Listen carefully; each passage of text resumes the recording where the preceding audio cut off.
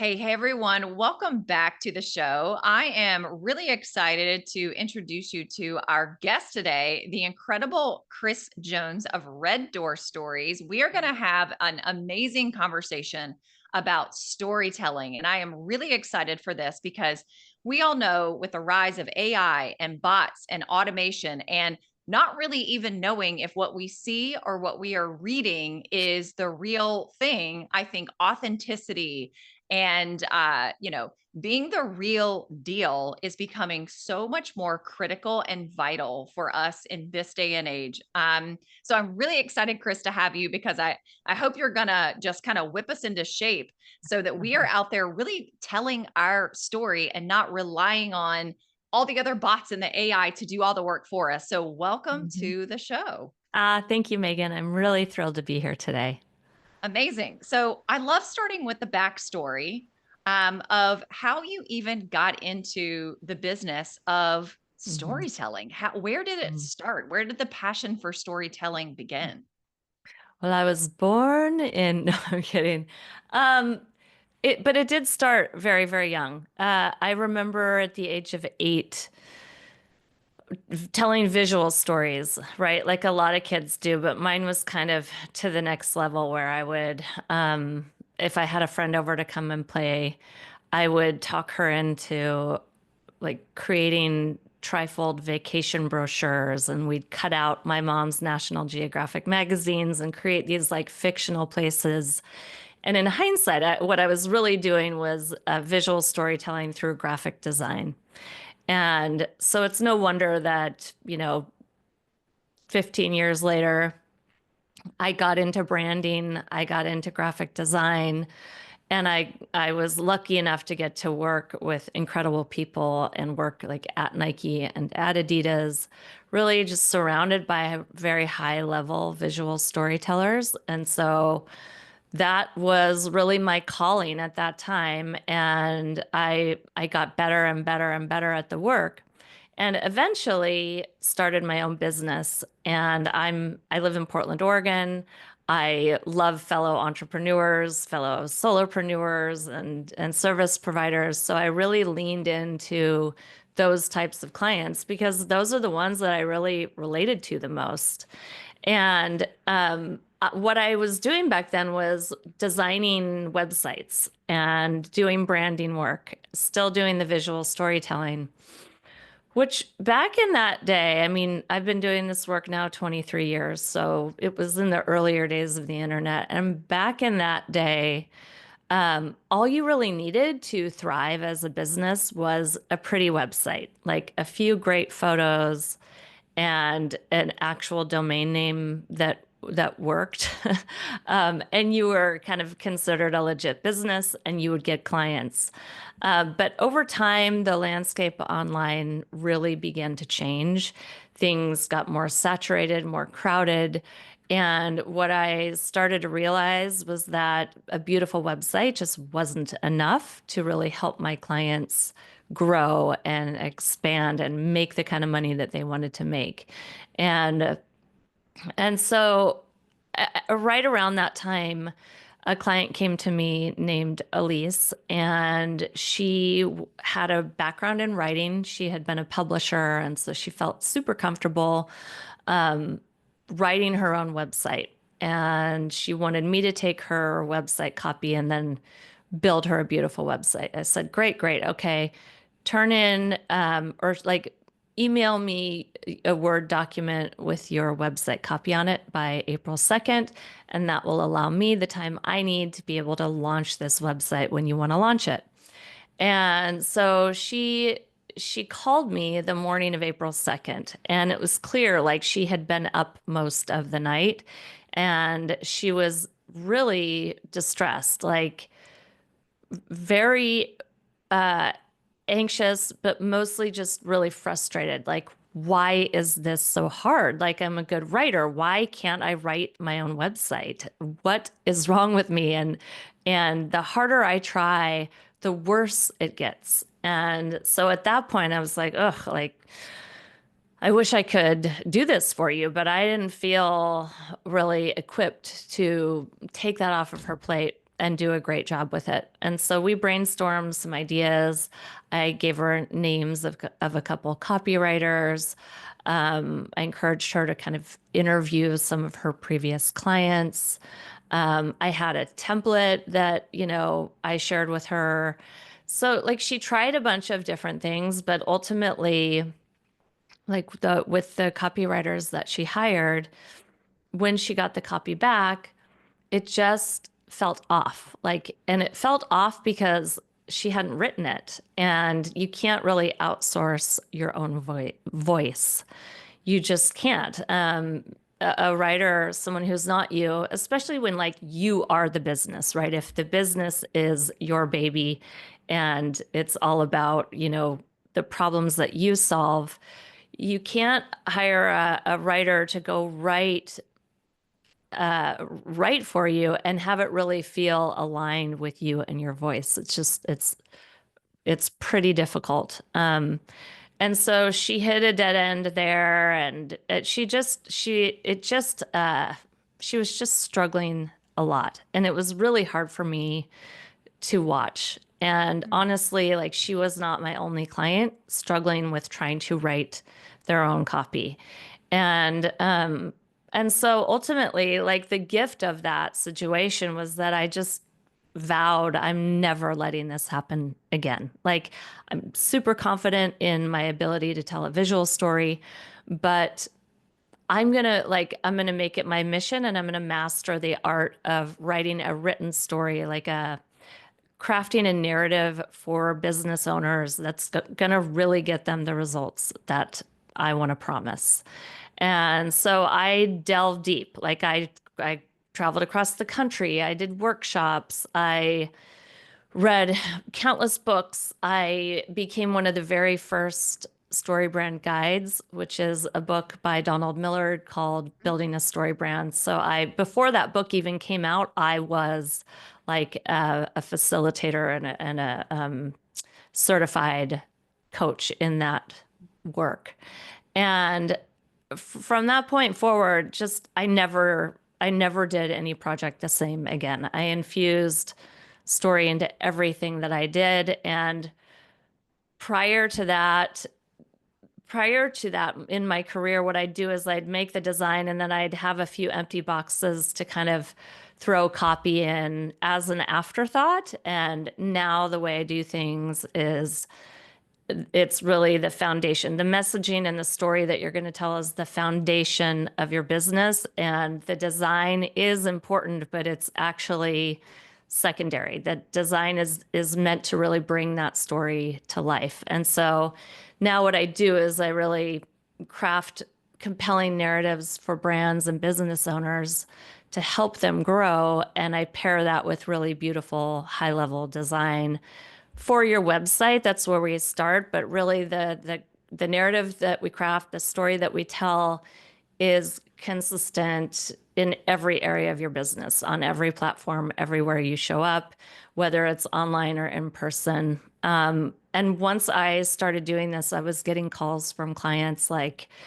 there was a client I worked with named Mike who called and said, what I knew about him was that he was about to close the doors of his business. Like he was at that point, he was burnout, not making the money that he needed to make to afford the way he wanted to live. And he was like, I'm going to shut the doors. I'm going to bet on myself and hire someone to help me. And so we totally revamped his brand and his story. And he called me a few months later and said, I'm charging 6 times more for the exact same service. And I'm getting clients that are just delighted. They're a pleasure to work with. So things like that started happening, like a record-breaking amount of lead calls booked by one client shared with me. Fundamentally, my clients are able to charge more for the work that they're doing. They're able to close more calls. So when they get on a call with a potential client, it will more likely lead to a sale because they know how to talk about what they do. And as business owners, we struggle with that. Like it's like we know our work inside and out, like we live it and breathe it every day. But when someone's like, what do you do? we often fumble around, and it's just across the board, it's just really hard. It's a hard thing for people to do. And so what I like to do is really come in and look at their business with fresh eyes and give them the perspective they need. Like they're inside the bottle trying to read the label that can only be read from the outside. And so I come in, I read the label of their bottle, and I help create the words that allow them to show up with more confidence, whether they're in person or online. Okay. There's so much I want to unpack in what you just shared. Uh, I think where I want to start is kind of where you ended there. And what I heard you saying is the better we can articulate our message, the more premium prices we can charge. And oftentimes people, that's like the last thing they're paying attention to when it comes to raising their rates. A lot of business coaches will even say, if you want to make more money, just go raise your rates. And so people go raise their rates. They don't actually know how to market and close that particular package, product, or service Mhm. because they're not elevating the way that they are articulating that particular service. So then they think maybe I'm just in front of the wrong person. It's the wrong Mhm. ideal client, or I've outpriced myself, or they think it's a strategy problem or a tactic problem with social media or whatever the case. And what I'm Right. hearing you say is we can command higher prices. We can work with a more sophisticated premium client when we can articulate our value. So I'd love for you to dive a little bit more deeply into the importance of being able to articulate the value and articulate the Mhm. message such that we can command higher prices. Yeah, I mean, there's a lot that I could delve into there. Number one, you need a website that looks good, that looks professional. We people want to work with people they trust. And so if your website was DIY'd or doesn't have professional photography or has an unclear message, you've just totally lost a potential client. So you really need to start there. And one of the keys is really making your message about less about you and more about your client. Like when somebody comes to your website and you're talking all about yourself, you're really making yourself the hero of your own story. And when you're the hero of your own story, people can't envision what it's like to work with you because there's only room for one hero in every story. The other thing is the hero in the story framework, the hero is actually the weakest character in the story. So nobody wants to hire or work with the hero. They want to work with Mm. the guide. They want to work with the Yoda, the Mr. Miyagi.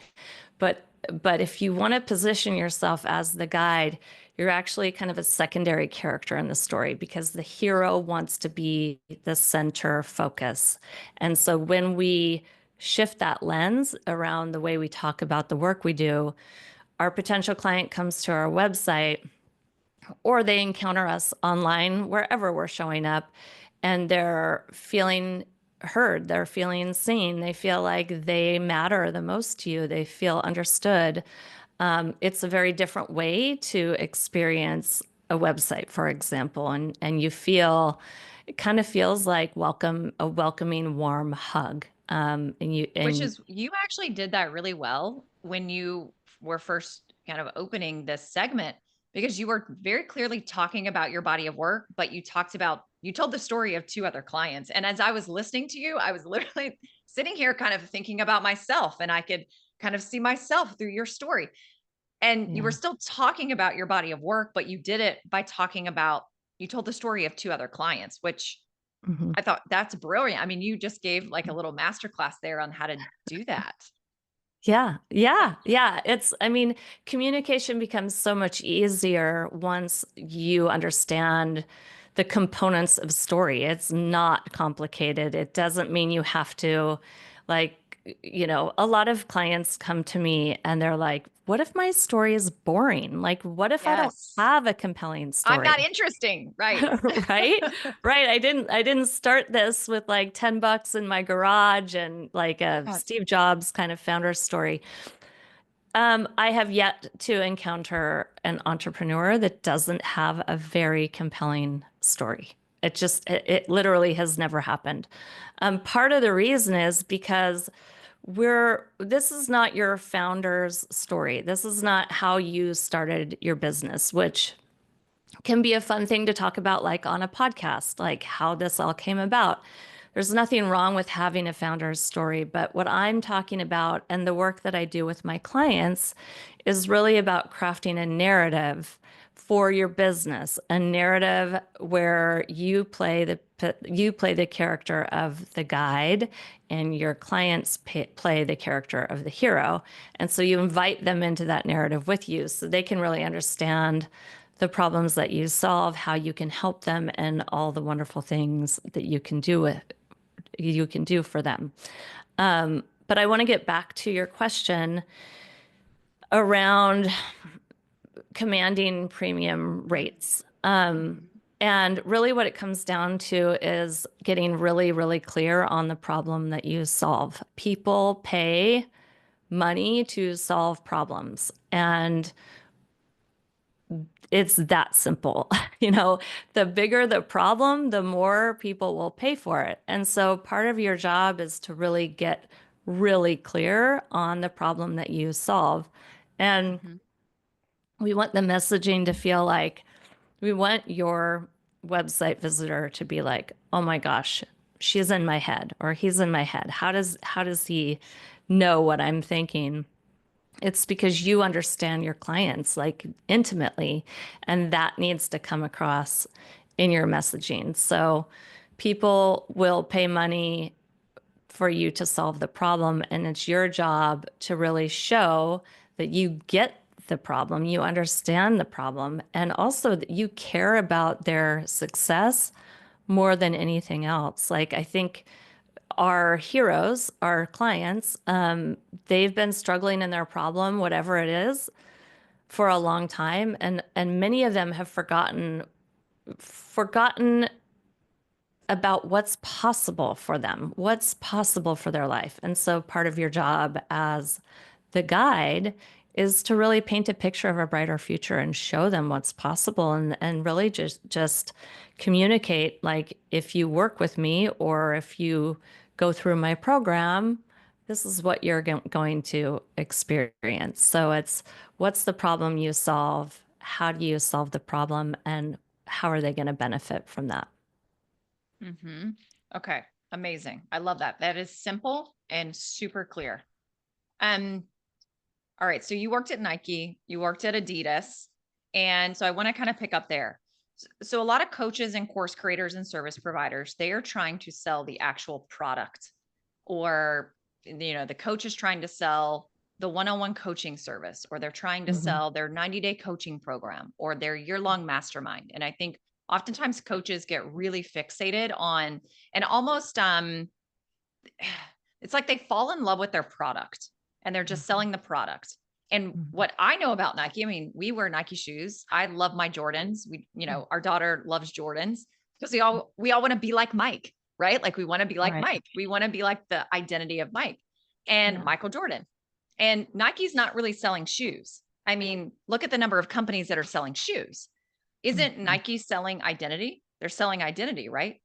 Yeah. They really are. Yeah. I mean, people, like, the hero wants to become something. And so, really, what you're selling is this aspirational identity that they want to become. Do they want to become like a savvy business owner? Do they want to become a leader in the coaching arena? Like, what do they want to become? And then when you tap in to that aspirational identity, they get really excited because they're like, I'm this, like, this is going to allow me to truly transform. Yeah. So, I think it would behoove coaches and course creators and consultants and community leaders to figure out, like, what am I actually selling? What's Because Yeah. I'm not selling the product. What is it that the people want? right? Well, who do they want to become? Like, and Okay. another way at this question is like, how would they want other people to describe them? And that's how you can kind of hone in on that aspirational identity Okay. that who do they want to become? Okay. And so, um, the other thing about, the problem that you solve, and I'm sure you've encountered this, a lot of coaches and consultants, they solve a lot of different problems. So it's really hard. Like, I can help you with your physical pain. I can help you with your anxiety. I can help you with stress.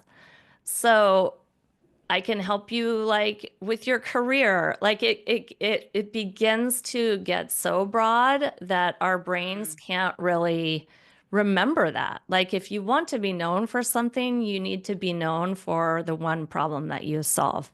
And if you solve more than one problem, lean into the one that most people are coming to you for and just go all in on that. It doesn't mean that like once people come through your doors that they're not going to get to experience you solving other problems for them. But we really need that one problem, number one, to be remembered, but also to on ramp them. It's kind of like the front door of your business or the on ramp, in a freeway. Like they're coming to you for this one thing. And then once they come into your world, they realize you can help them with other things too.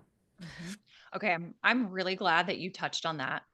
Um, I was just running a call yesterday with a group of clients, and one of the members of that particular group, she was kind of struggling with, what am I actually leading with? And she was saying things like, I'm going to help you with your confidence. I'm going to help you, activate your power. And she was just kind of saying things like that. And Yeah. it was a group call. So, we were all kind of giving a little bit of feedback. But what you said is something that is very common. And I hear it from a lot of my clients where they will say things like, well, out of all the clients that I've worked with, I solve a very different problem for every single one of them.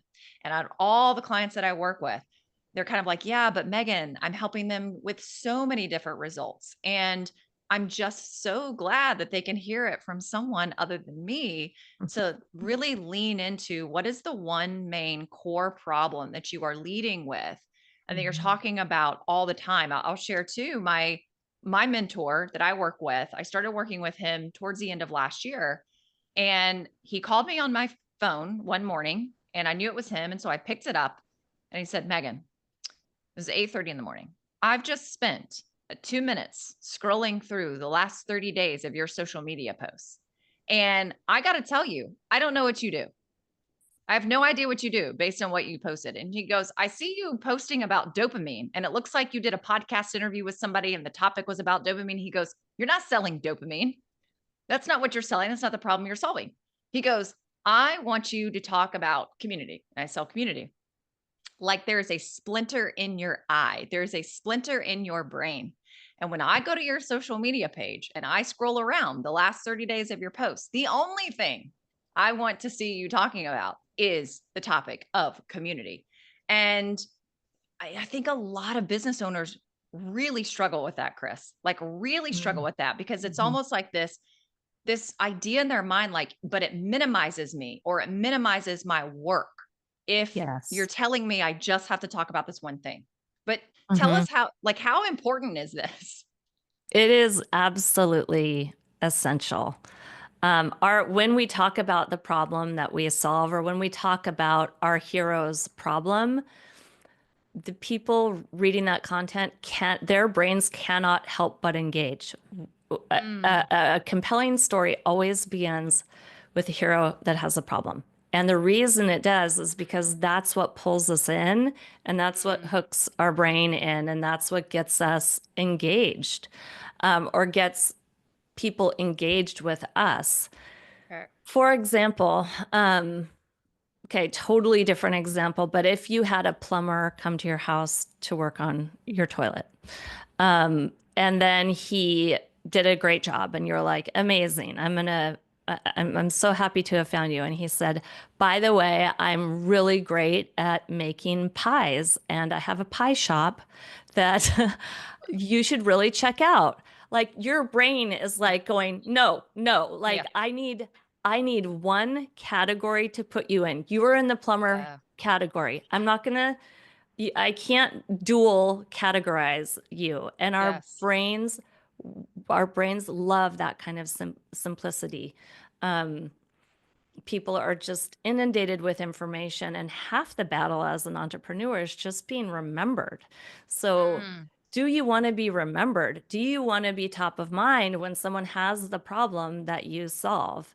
And if you do, then you have to be really clear about the one problem that you solve. Again, if you go all in on that, um, people are going to come into your world. And yes, you're going to be able to help them with more problems, but we got to think of it as an on ramp, not the mm, only thing that you can do for your client, right? So the work I do is I talk a lot about websites. Like I talk a lot about storytelling on your website.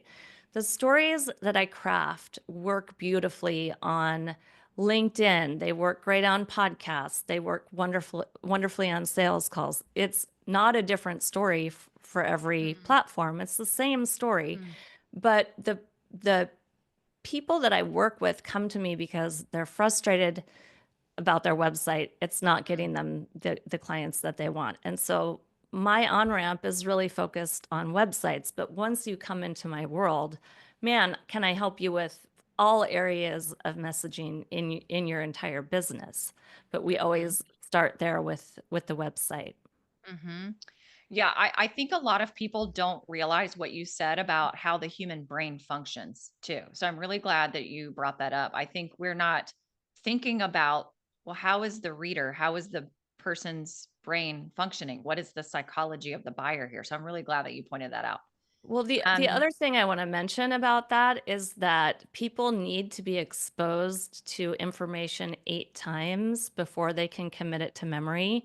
So if you are posting about community and community and community over 30 days and you're like, I can't, everyone's going to be bored, everyone's going to yeah. be like, why do you keep talking about the same thing, Megan?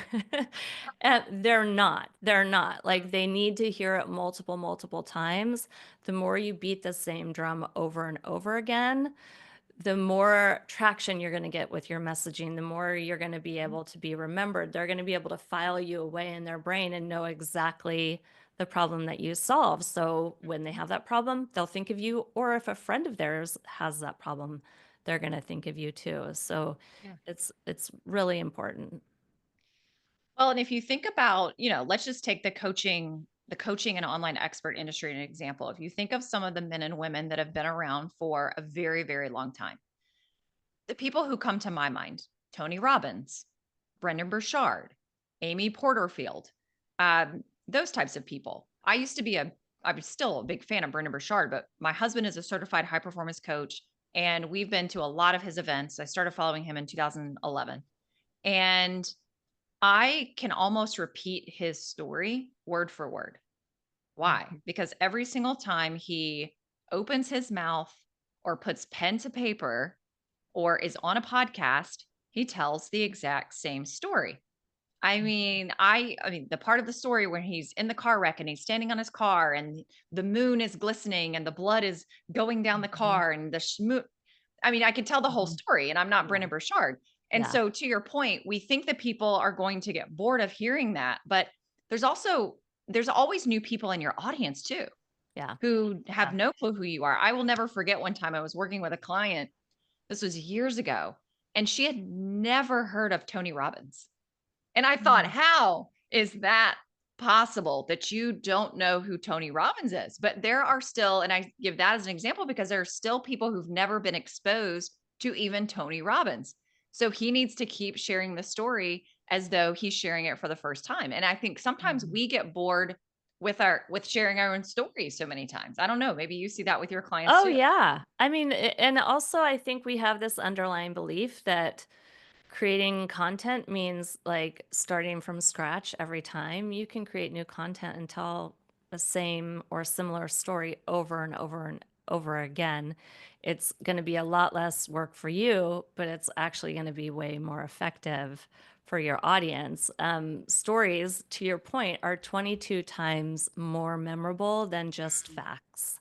So, like Mhm. if you went to an all day, workshop or an all day speaker event, when somebody asks you how was it, the thing that's going to come to your mind is the story that somebody shared, not the facts and tidbits of information. Mhm. Mhm.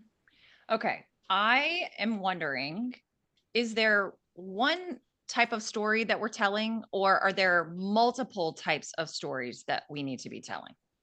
Well, I believe that every business owner only needs one story to really grow and get more clients and have solid, consistent revenue and high profits. You need one story. It's your brand story, and it's a narrative. It follows the framework, the story framework, the same framework that every movie follows, every book you've ever read follows the same framework.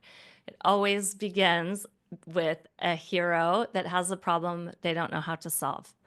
They meet a guide who gives them a plan that calls them to action, and ultimately, that hero finds success and avoids failure. So, when we go into a movie, we sit down, the lights dim, and we get pulled in because it always begins with the hero having a problem. We don't look at our phone for 90 minutes. We don't go get more popcorn. We don't go to the bathroom. Like nothing can capture our attention the way that stories can. So why wouldn't we be using the same story framework in our business? Yeah, I love that. Okay. Do you have a particular framework that you teach, a system that you teach? Can you kind of break it down for us a little bit? Give us some Yeah. tips for people who might be struggling with storytelling. And again, like you and I both hear it all the time. I think one of the things that people do struggle with a lot is creating content and keeping up with this content hamster wheel. People, again, you said it. People feel like they have to keep creating brand new content and innovate all these new ideas and come up with something. They've got to invent something new to say every single day, and it becomes really tiring for people. I think Right. I've heard so many people say they are very burned out from creating content. I've even seen people shut their businesses down because they are Mhm. so worn out and burned out from creating content. So, is there something that you can provide from a framework perspective, a Mhm. system perspective that can make it a little bit more simple or easy for people Yeah. to create content on a daily, because it's true. We do have to create content Yeah. every day. So Yeah. help us out a little bit, Kris. Yeah, absolutely. So I do have a freebie on my website, Yes, reddoorstories.com, please. and it's called How to Write Compelling Copy in 5 Minutes Flat. So if this is like resonating with you, that would be the first thing that I want you to do is just watch the 5 minute training. And I have a worksheet that literally like pulls the story out of your brain and onto paper, and I help you organize it. So like that would be the most effective way to just begin to shift your lens on the way you talk about your business, the way you connect with your ideal clients. So that would be step one. And then the other thing I really want to share is just around this idea that we feel like we have to be everywhere all day, every day. And it's like, how do we even have time to serve our clients, which is really what we want to be doing when we have to be part-time marketers. I mean, nobody becomes a coach because they want to be a part-time marketer.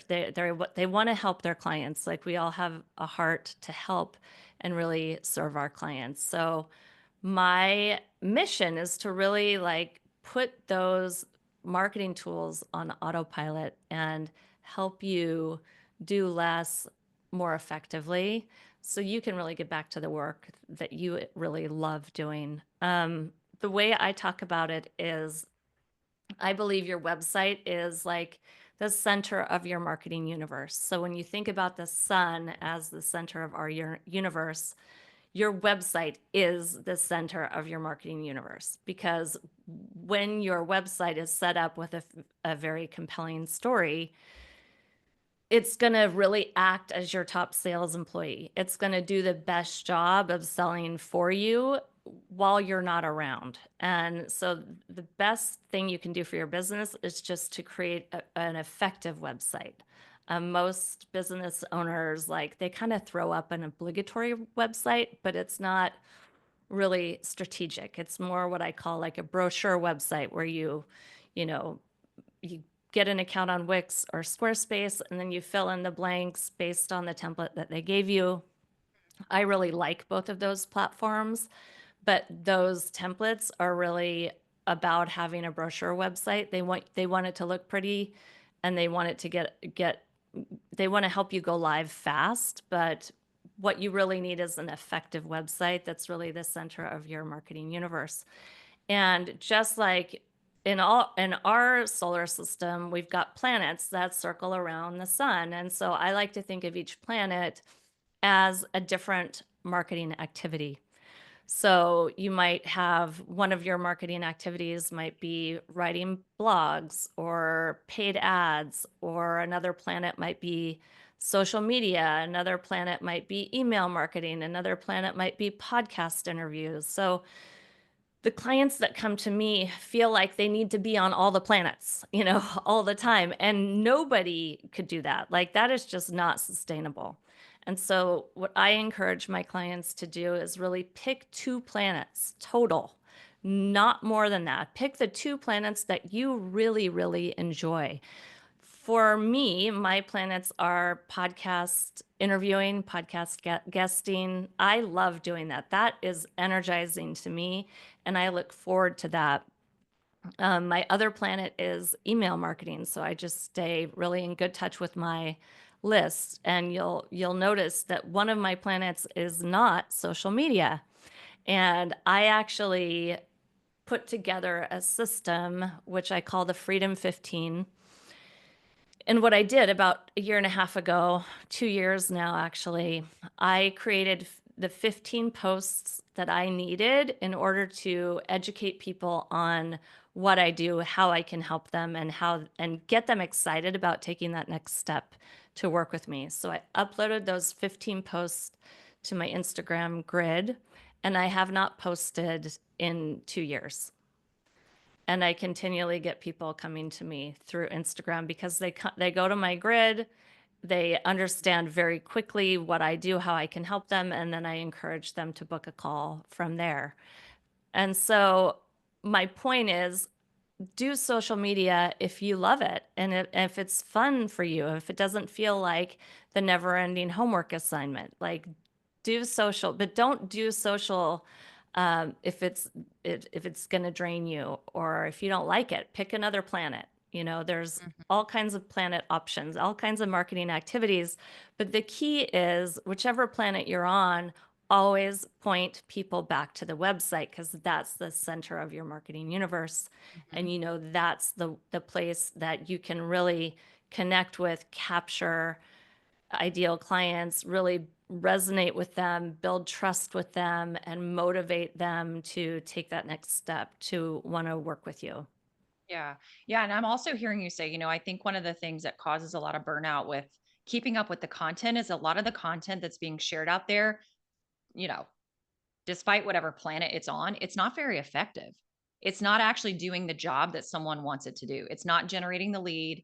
It's not getting the lead to do anything. It's not getting them to book the call. It's not getting them to press the button and opt in, which is then leading to not a lot of sales. And when you have so much output out there and you're putting so much time into creating that content, and when you look at your bank account and it's not equivalent to the effort and attention and Mhm. focus and time you're putting into it, I think that's where a lot of people get burned out. It's just ineffective content that they're putting out Mhm. there. I'm sure you see that Well, too. yeah, I think that's a really good point, and I would say work from the inside out. So no matter how much content you create, even if it's really good quality, then you send people to your website and your website falls flat or isn't congruent with what you're saying on social. If there's a disconnect, you're leaking trust, or the website isn't tuned up to do that work of selling for you. I would say start with the website and get that really dialed in and strategic and effective. And then you're going to find the energy that you're putting into generating content on social or whatever planet that you pick, is going to be way more effective because people are going to pop over to your website. Once they read your content, they're going to pop over to your website and want to really continue that journey with you. Yeah. Okay, let's land our plane here. We know that AI and Claude and ChatGPT and all the things are all the rage. And I'm sure with your keen eye, you can see someone's website or social media post or email, and you can spot ChatGPT from 10 miles away. I've even heard, I have had some clients that teach people how to write books. And I have heard them say their clients are using ChatGPT to write their book. And, some people are for that. And some people are like, no way, Jose, do not use ChatGPT to write your book. And here's the 58 reasons why you don't want to. So, to what degree should we be relying on tools like ChatGPT versus writing our own content and our own story ourselves? Does it have a place? Does it have a place in the future?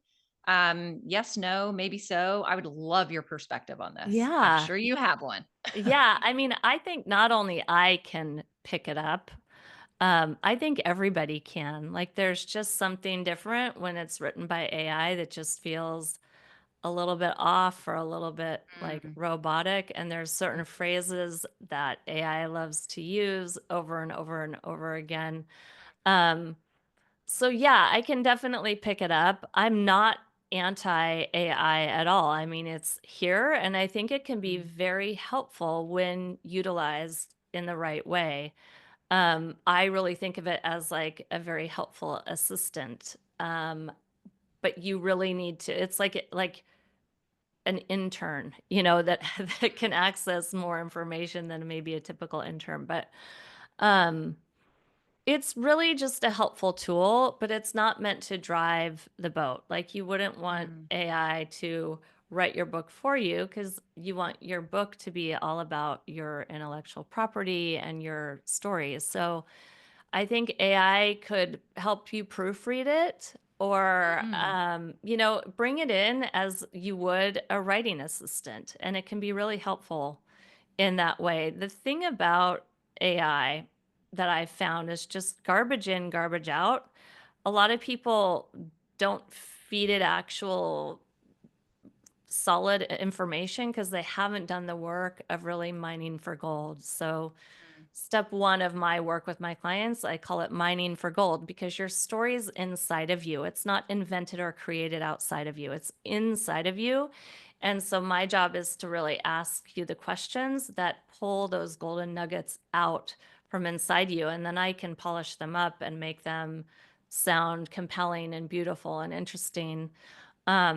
But you can't bypass that work. Like, you have to do the groundwork of really getting into the nuances of the problem that you solve, how you solve it, all the wonderful like things that your clients get to experience once they've solved the problem. And this is different from features of your wonderful program. Benefits are very different from features. mhm, Um, but when you've done the foundational work of your messaging, which with that freebie, you can definitely get started there. And then you feed that into AI, it can actually it can help you create some pretty good content. Um, but you have to do the heavy lifting first. mhm, mhm. Okay. So it sounds like what you're saying is you write first and then you have AI clean it up for you. Yeah. Yeah. Yeah. Yeah. Okay. Amazing. All right. Very cool. Uh, Tell us all the places we can find you. Website. Remind us of the free download again. I know you have your own podcast as well. And Yeah. I'm sure once people are in your world, there are tons more resources for them to get their hands on. Yes, there's lots of good stuff. The best place to learn about me and find out about what I do and also to get that freebie is at reddoorstories.com. That's REDDOOR stories.com. There's a freebie there called How to Write Compelling Copy in 5 Minutes Flat. definitely go get that. I am on Instagram. You can check out my Freedom 15 strategy there. It's at Red Door Design, Design. That's my Instagram, and my podcast is called From Click to Client. And I'm really looking forward to having you on the podcast soon. So, yeah, check it all out, and I'd love to hear from you. All right. Yeah, excited to be on your show too. I love the name. I love that. And I'm going to go check out all your resources too, because I could learn a thing or two about storytelling myself. And all of that is in the show notes. So go check out Kris on Instagram, go head over to her website, get that downloadable. And if you're somebody using AI, like she said, you can go pop that into AI and you can use that framework as well. Kris, this has been so fun. Thank you so Yeah. much for schooling us on storytelling. Thank you for having me. It's been really fun. Yeah, you bet. All right, everyone. Until next time, remember to design a business and life that is built to last.